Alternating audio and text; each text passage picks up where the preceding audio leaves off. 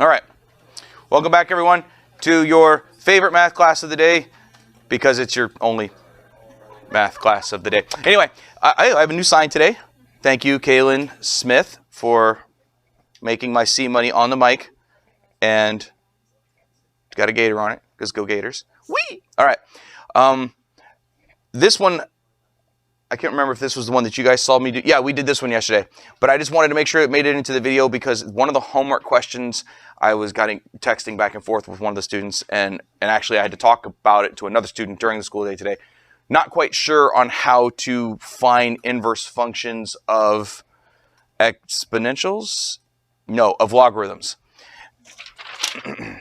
So, for the one that we did, finding f inverse of x algebraically, remember, this is a y value. The first thing we do is we switch x and y, which you see here done. You can never cancel a structure in mathematics till it's alone. So I can't get rid of the logarithm until it's alone. That means this 2 on the front can't be there. We divided both sides by 2. It gets us to what you see in blue. Now that the logarithm is alone, I can cancel log base 2 with exponential base 2 on both sides, and that's why you got the line going through it, striking through. That's not wrong, but it's weird to see to see a divide by 2 in the exponent. It's much more common to see it written as 1/2 times x, so that's the way I did it. And one of the reasons why you want to have it written like this is so that you can identify what kind of transformation it is. That's why. And today we're going to be talking a lot about transformations, so you'll always want that. This is not wrong, but it's stinking weird when it's in the exponent position. And then we just subtract 1 from both sides. Bingo, bango. However, in the homework, you do have an opportunity to use an exponent rule as well.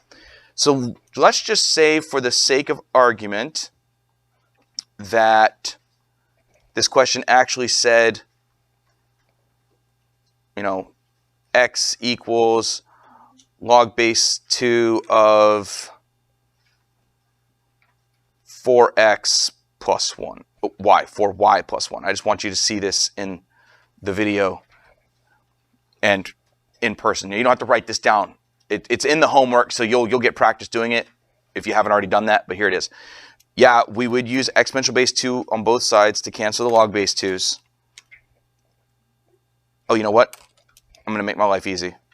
I'm not even going to bother with that. That's more work than I need you to see. I just need you to see what could have happened here. So these are going to cancel out, and now I have 4y equals 2 to the x. And you would say multiply both sides by 1/4, or you could say divide both sides by 4. But it makes more sense to say multiply both sides by 1/4.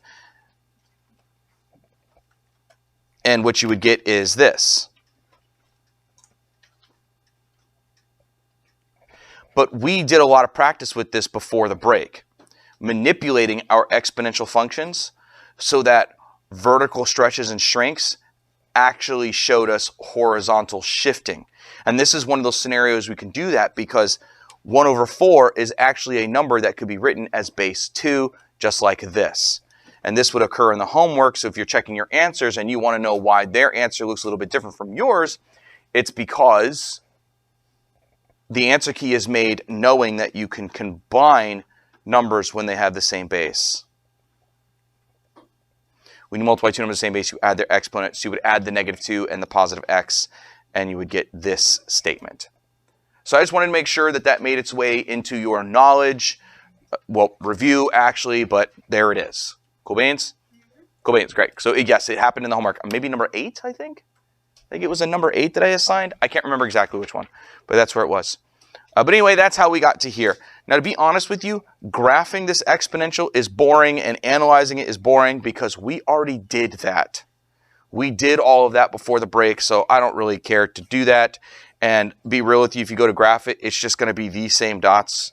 Just switch the x and the y, which you've also already seen us do. I mean, we've done that. We've done that, like it's not new. So I don't want to waste the class time with the rest of that bull. Can you graph a logarithm? If yes, I'm thrilled. Can you find the inverse function algebraically? If yes, I'm thrilled. Can you recall older information of exponentials to when you're getting that inverse function? If yes, I'm thrilled. You know how to analyze. whatever. And, and this analysis stuff is going to come up more in these notes anyway, so don't worry. You won't be missing out on any knowledge. Push that over to the side because that was second period. Here goes yours. Characteristics of logarithmic functions. The parent logarithm looks a lot like the parent exponential, but instead of saying b to the x, we say log base b of x. Y equals log base b of x. And as b changes, you'll have a different logarithmic curve, but all of your log base b's of x curves have the same properties. Just like all of your exponential b to the x's have the same properties. So if we were going to have a vertical dilation, the question becomes, where would we see that in the equation? Well, it's a function, so you would see it the same place you always see vertical dilations, as multipliers on the front.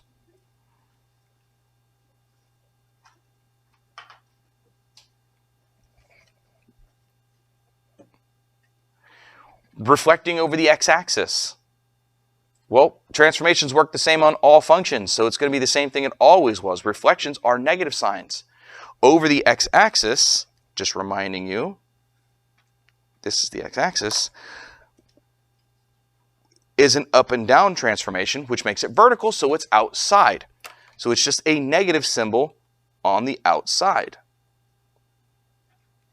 Can both of these things occur at the same time and you have a negative number on the front, like -2 or -1/2? Of course you can. But that's two different transformations. The negative symbol is the reflection, and the number on the front, basically meaning don't worry if it was positive or negative, it is your vertical dilation of factor whatever the heck that number is. Comfortable with that idea? Yes? Okay. Something that's missing here, and I know why it's missing, but it's missing here, so I'm going to add it in as a, like insert text box on Microsoft Word.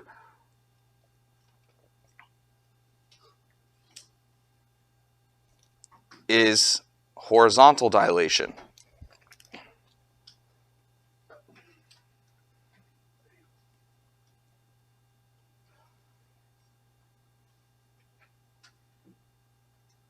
Horizontal dilation. If vertical dilations are multiplying by a number on the outside, then horizontal dilations are multiplying by a number on the inside. So what would that look like? It would look like y equals a times log base b of, got to use some parentheses, and it would just be some constant number in front of x. So I'll use a c for that.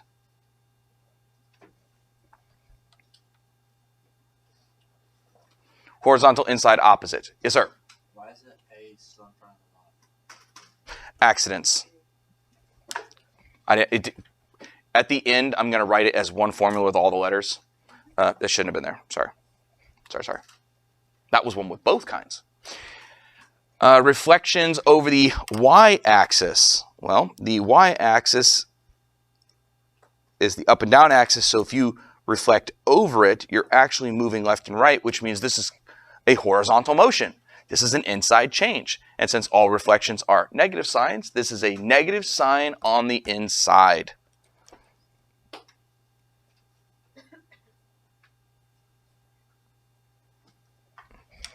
Someone in second period said, but I thought the argument had to always be positive. And you go, well, yes, the argument does have to be positive when you're evaluating, which means you cannot use positive values of x. Because if you try to plug in x equals 2, you ask yourself to find the log of -2. Not allowed. But if your x's are negative, you would say, like say I tried to plug in -2, I'd be finding log of +2 again. The negative symbol doesn't restrict the domain. The logarithm restricts the domain. This reflects you over the y-axis. So remember, the parent logarithm is supposed to be to the right of the x-axis. Well, now it's if you reflect it over the y-axis, now it's on the left of the y-axis, so it's allowing you to only use negative x's. It changes which side of the asymptote your domain is going to be on. So could both of these things be put into place? Of course they could. It's just your job to know that if there's a -2 in front of your x, that is 2 transformations, if you had to describe it. So why isn't it on this list? Well, the reason why is because there's a way of manipulating your logarithms so that way you don't have to deal with horizontal dilations sometimes. I still think it's an oversight for it to not be there, though. There's just ways of working around it. There is a way to manipulate it so that you can write it without the horizontal dilation. And I guess the preferred, let's use that word, I guess the preferred parent or the preferred standard form of logarithmic equation doesn't represent any horizontal dilations, I guess. Okay?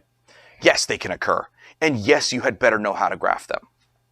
So that's why I included the horizontal dilation. Translations, doesn't matter if they're left, right, or up, down. We've done these a whole bunch of times. Horizontal translations always happen on the inside, so they're going to be represented by an x minus h. Vertical translations always happen on the outside, so they're going to be represented by a plus k. That's not new. So when combining all transformations for logarithms, I'm not going to put this, I'm just changing my mind right now, I'm not going to put the c in front of the x. And when we learn or review, I should say, the rules of logarithms in the next lesson or two, I can't remember which one it occurs in, I will revisit this idea. And if maybe one of you could remind me, revisit the idea of writing it without the horizontal dilation. Man, that's hard for me to say. And I'll show you why we want to write standard form like this.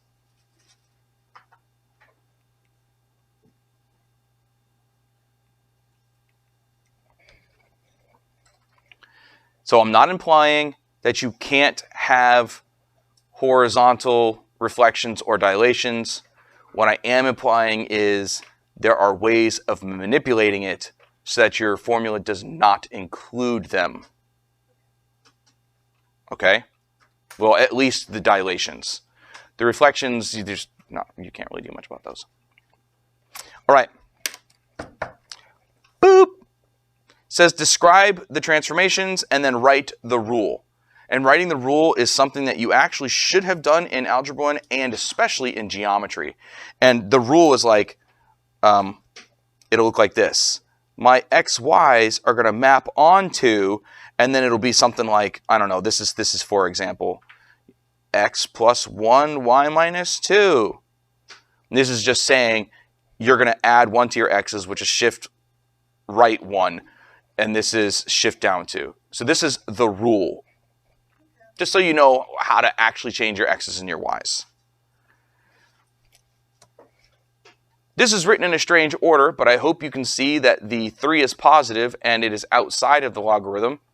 So it'd be great if lots of people shouted out what this kind of transformation this is. Yes, it's vertical. It's a translation, and like Adi said, it is up 3. So we can get away with just saying shift up 3.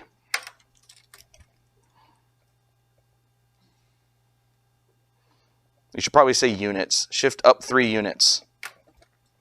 The rule for that, okay, if you shift up, are you changing the x's or the y's? You can all shout it out. Uh-oh. The y's. So shifting up 3 changes the y's. So your all of your xy's will map onto an unchanged x, but going up on the y's, do I add or subtract? Plus. Yeah, so it's going to say y plus 3. So literally you could take a list of coordinates and just add 3 to all of its y values, and you would have the new one. And we've done that before with like, quadratics, I think. I think we do it with quadratics. So we've done that. Got us a natural log. There are 3 transformations here when you describe them. So with description, both of these, the negative and the 2, are multiplications. Nice thing about the fact that they're both multiplications is nobody cares which one you do first. So you might as well just describe them in the order you see them, which you can always do with vertical transformations. Outside transformations follow PEMDAS. So you can always describe verticals from left to right, and you'll never get in trouble. This negative on the front, we've already said, is There it is, reflect over x-axis. So we will reflect over x-axis. Then the 2 on the front. Lots of people can shout it out, please. There it is, vertical. And we could say stretch factor 2, or we could say dilation factor 2. And if we use the term dilation, we never even have to worry about whether or not it was a stretch or a shrink, because they're all called dilations. Vertical dilation factor 2. And then I used to have an x in my argument for natural log, but now it says x minus 3. Shift right 3. I guess you should say units. Shift right 3 units. The rule, though, for the coordinates. Every x comma y is going to map onto. What am I doing to my x's if I go to the right? Plus 3. Yep, adding. So we say x plus 3. If you reflect over the x-axis and perform a vertical dilation of factor 2, what are you doing to your y values? Multiplying by a -1, multiplying by a 2. So you might as well just say multiplying by -2. I hope her saying that made it onto the video. I will kick you, she says. Okay. And this last one. The last one is strange because the argument is in a weird order, right? Let's write it in the correct order.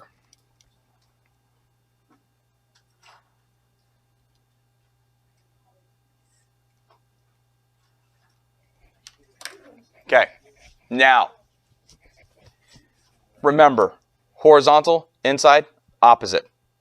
If you're going to describe the transformations that you see on the inside, if there's more than one of them, you cannot follow PEMDAS, which means you cannot read them left to right. You have to follow them in reverse PEMDAS, SAD, MEP. So if we're going to read that from here, what are we going to say? Not up. Oh, left. Why? It sounded like you said up. So we're going to say shift left 2. We'll say units. And then, what? Reflect over y-axis. Yes. Well, I heard you say it, so I wanted to. Okay, so shift left 2 units, reflect over y-axis.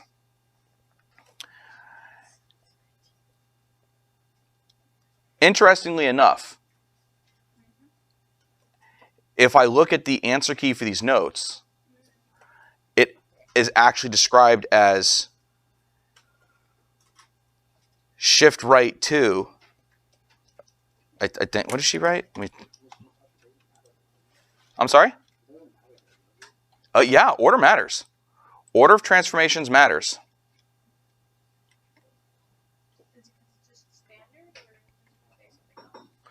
So order matters because here's what you could have done. You could have reflected over the y-axis and then shifted to the right 2 units. But isn't that weird to, like, how would you have known to say that by looking at this?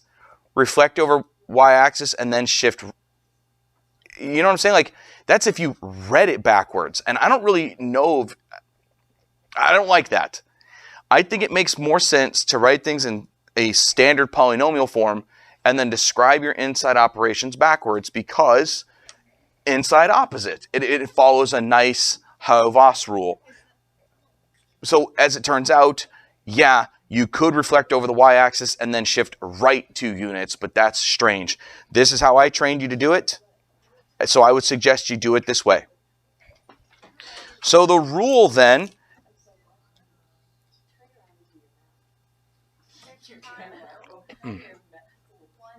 let's do it like this. Y values are unaffected. But let's look at these x values. If you were going to shift left 2 units, what would you see? If you say shift left 2 units, no, what are we going to do to our x values to say shift left 2 units? shifting to the left subtracts 2. No, in the formula you would see this. That's not what I'm asking. What I'm asking is if you go to the left on the x-axis. Okay, yeah, I'm sorry. I should have been more careful with the word I chose. What you would see happening on your x-axis if you shift left 2 is that your x value is decreased by 2. So you would see this.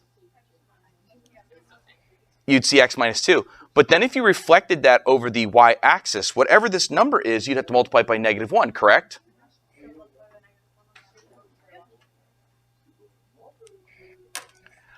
Now I'd like you to see something neat. Distribute that negative sign inside this rule. What would you get? You would get this. So these are actually the exact same setup.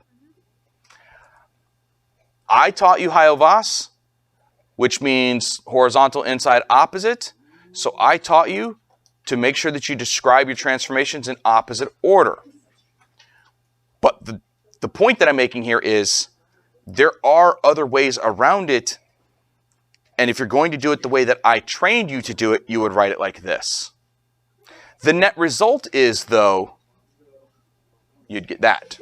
Just letting you know they both work. Okay? Okay. Now, boop. Let's come over here. I'm only going to do one of these. And because I need to get to the back, and the back has a lot. I mean, the back is buku. So I need to I only need to do one of these, and I say to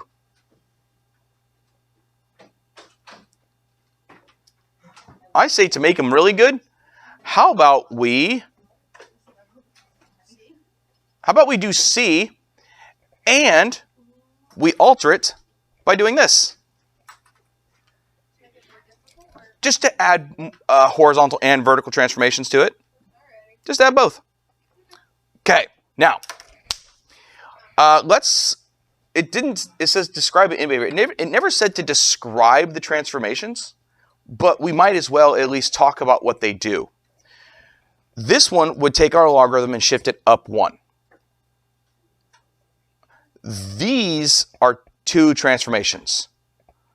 This would, if you were going to write it the correct, quote unquote, correct way, it would look like this. -x plus 3 plus 1. So what does this do? This shifts you to the left 3 and then reflect over the y-axis. Yes? Okay. Well, that's a little weird. So don't draw this. Don't draw this, please. And actually, I think I'm unhappy with this.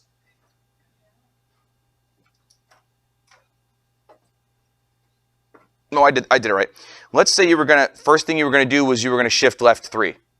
Let's just imagine, since it is a natural log, it would have looked like this. Okay? So I'm just going to put a ghost image on there. I'm going to erase it. The first thing you would do is you would shift it left 3, and that would get you to like here. But the moment you reflected that over the y-axis, you would get something like this. And then, of course, you'd bump it up 1. That's a lot of work to say. What we should be doing is determining the domain first, which is also going to tell us what our vertical asymptote is. Because the vertical asymptote will always be the barrier to the domain. And the way we find domain is we say, well, the argument must be positive. So we need -x plus 3 to be greater than 0. And you know what? I'm going to write that somewhere else. We need -x plus 3 to be greater than 0. So if you add x to this side, what you'll get is 3 is greater than x, which is the same thing as saying is x is less than 3. Whoa. Why? So we could say x is less than 3 is from negative infinity all the way up to 3, non-inclusive, which tells us our vertical asymptote is at x equals 3. Let me throw that on here. There. The range of all logarithms is the same, all real numbers.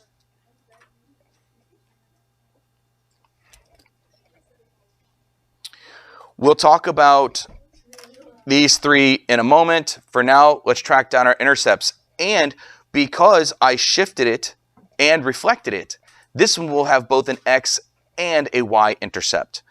I'm kind of choked on space here, so I guess I'll find one of them up here and the other one down here. Let's find what I believe to be the easier of the two intercepts, and that's the y-intercept. If you're on the y-axis, what is always true? What's 0? X is 0. So yeah, so if I wanted to find my y-intercept, I need to use x equals 0. That's going to be y equals the natural log of, and it didn't matter if I did it here or here, if you put a 0 in for x, you get 3. Oh, plus 1. I don't know what the natural log of 3 is plus 1, but what I do know is that that's a positive number. I do know that that's a positive number. And the reason why is because natural log is log base e. And e is actually smaller than 3. It's like 2.718. So what power of a number that's smaller than 3 gets me a 3? It's obviously a positive number. And a positive number plus 1 is a positive number. So it's just a barely over a 1. Just barely over 1. My y-intercept would be 0, comma, the ln of 3 plus 1, whatever that is. We don't even need to know. We need to know that it's positive and that's it. Guys, come on, that back table, why is, it's God, every day, chuckling back there. Oh yeah, you're just happy. Okay. The x-intercept. This one's going to be a little bit more work. This one requires not x to be 0, but y to be 0. So that's going to be the ln of 3 minus x plus 1 equals 0. Oof. Okay. First, I can't cancel logarithm until it's alone, so what do I need to do? No, hold on. I can't cancel logarithm until the logarithm is alone.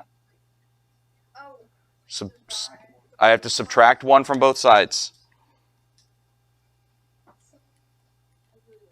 Now the logarithm is alone. Now I can cancel it. What cancels the natural log? Natural base e. So we will use natural base e on both sides like this.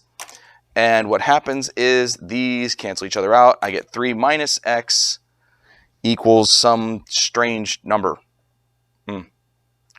Wo bist mein pen? Here it is. 3 minus x is 1 over e. E to the negative 1 is 1 over e.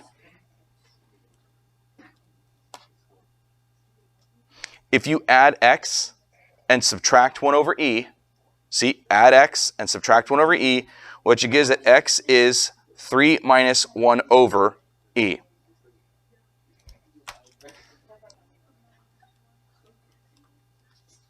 This is the best way to write this coordinate. What we need to know is roundabouts, where would it be? And we can actually figure that out without a calculator. Because as long as you know that e is some number that's a little bit less than 3, we know that 1 over 3 is somewhere around the 1/3 mark. Can we agree to that? That 1 over e is somewhere around 1/3 since e is almost 3. 3 minus 1/3 is clearly between 2 and 3. So what I'm going to do, excuse me, I should have paused the video before I coughed. What I'm going to do is I'm going to pause the video. I'm going to draw my curve crossing through the x-axis somewhere between 2 and 3 and crossing through the y-axis somewhere at a positive number. So it's going to look something like this.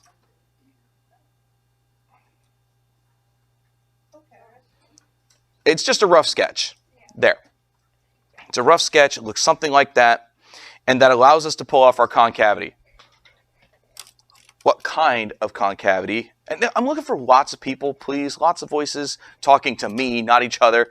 What kind of concavity does this thing have? Down where? Yeah, entire domain, everywhere. So this one's concavity is concave down on the interval -infinity to 3. It's also decreasing on that interval. Okay. Left end behavior. That's this side. So we say the limit as x approaches the far left, which is going to be -infinity. And even though it happens remarkably slowly because it is a logarithm, it's going to be going up to that direction, so positive infinity. Now on the right side, it's approaching the value x equals 3 as far as the x's are concerned. But I'm to the left of 3, so I have to write it like this. The limit as x approaches 3 negative, so 3 from the left side of f of x, and it's going to be shooting straight down. There. So even though I kind of amended this example, it's still a doable thing, and I did it that way because I needed you to see how you can find your intercepts. And by the way, if it's not natural log, if it's a different logarithm, then your intercepts will be cleaner values that you can actually find instead of having to estimate them like we just did. Instead of saying it's like, oh, almost 2, oh, a little bit less than 3. When it's an actual number, you'll be able to add and subtract and things like that. Okay, instead of log base e, when it's log base 2 or log base 4, a nicer logarithm. And the massive problem on the back. And dang boy, she thick with 2 C's, okay? There is a lot going on here. Yeah, very thick, okay? It's a, look at this thing. I mean, look at this thing. Okay? I guess it's not really used much anymore, is it? I'd say that this one's like a 3rd degree GAT now, okay? It's just really big, okay? Yeah. Yeah, that's the newer slang. Sorry, I'm more hip than you right now. It just is what it is.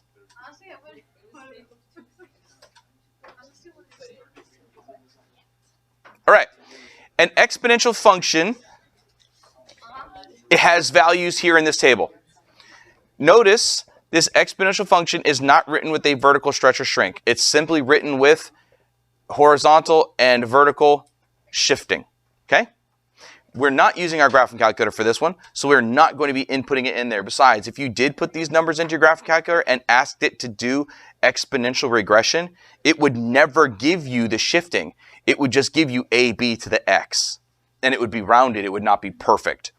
But we are intelligent people, so we have the ability to actually find this out. Now, we do have to snap, crackle, pop because I have less than 8 minutes left, okay? Here we go. It says, describe the end behavior. Look to the left. Hopefully you can see what value we're approaching.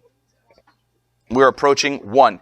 So what we're going to say is the limit as x approaches -infinity of g of x, it's not f of x, is clearly the number 1. We're getting smaller, smaller, smaller, but getting close to 1. But if you look to the far right, boop, boop, boop, boop, boop, boop, boop, boop, boop, they're growing. So the limit as x approaches positive infinity of g of x is going to continue to grow because it's exponential. So what we have here is an exponential curve who approaches a horizontal line on the left. It goes to positive infinity on the right. So it has to be doing this. So we know that is what our exponential looks like. And we already know where the red dotted line is. It says, what is the value of k? Well, the value of k is 1. Because the limit as x approaches -infinity of g of x is 1. You see, exponentials are supposed to approach 0. The fact that this one doesn't approach 0 tells me it has been shifted up or down. So there it is. I'd like you to take a peekaboo at your inputs. After the -4 and the 0, they go by ones. When your inputs go by ones, you could start to talk about the first differences. If the inputs don't go by a constant pattern, I mean, they could go by 2s or they could go by 3s, but if your inputs don't go by constant patterns, you can't use first differences. And even then, they should go by 1s. That way your first differences are actually slopes, okay? But let's look. I want to take a peekaboo at this table to the right of this. And I want to look at its first differences. By the way, my x's go by 1s. My first differences, though, check this one out. This one says +1/2. This one says +1, +2, +4, +8, +16. What do we notice about those 1, 2, 3, 4, 5, 6 numbers? They are all powers of 2.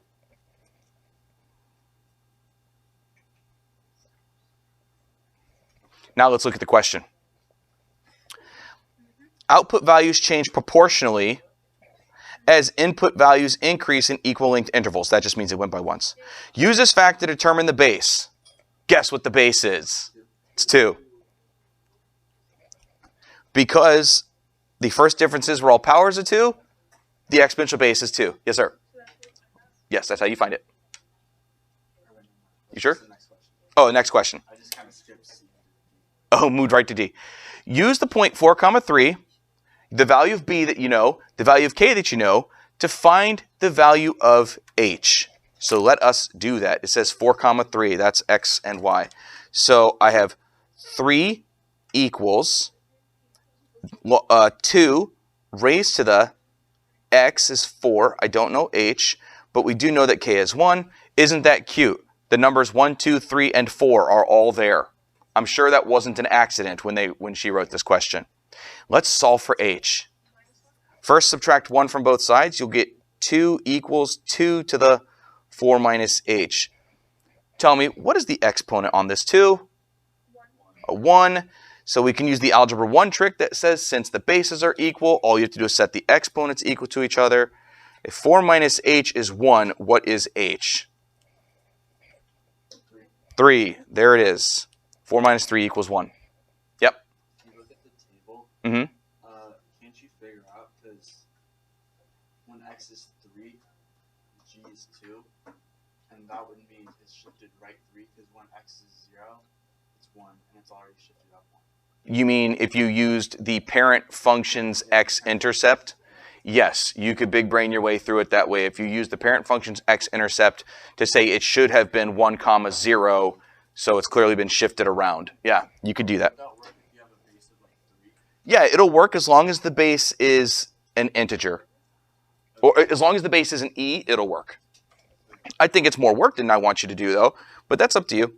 So g of x equals base b raised to the x minus h plus k.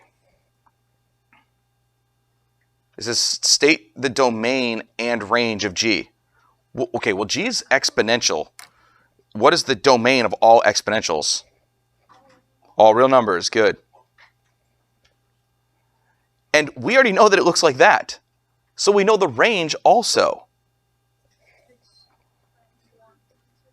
From 1 to infinity. So guess what the domain and range would be for the inverse? Just switch them. Right. So this says find the equation for g inverse, which is actually kind of what I started the lesson with, only in reverse. Instead of going to an exponential, I'll be going to a logarithm. So the first thing we're going to do is we're going to switch our x and our y so that it says x equals 2 raised to the y minus 3 plus 1. I can't get rid of the base 2 until it's isolated, so I need to subtract 1 from both sides. And at this point, to get rid of the exponential base 2, I would use log base 2 on both sides. So it'll look something like this. So you do like log base 2, and you kind of squeak a log base 2 right here like that. That way the log base 2 cancels the exponential base 2, and what you get is y minus 3 equals log base 2 of x minus 1, and then you add 3.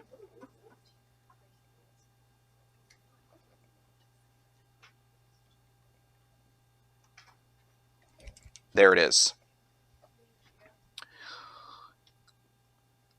Okay. It says graph G and G inverse on the same grid. I'm not really interested in graphing. I want to just make sure that we can get the coordinates on there. And the first thing I would do is I would actually find the domain of G inverse of x. Oh, wait a minute. The domain of G inverse of x would be the range of G of x. Oh, the domain would have been from 1 to infinity. So you know how you can easily get its coordinates? Go up to this table and look at when you had G inverse x values, which are gy values that are greater than 1, and use those. So I would have said 1.5, 2, 3, 5, 9, and then the x values of G would be the y values of G inverse. So 2, 3, 4, 5, 6. And I just barely at least got that into the video. You guys know how to plot dots, and you know that they are reflections of each other like that. C Money out.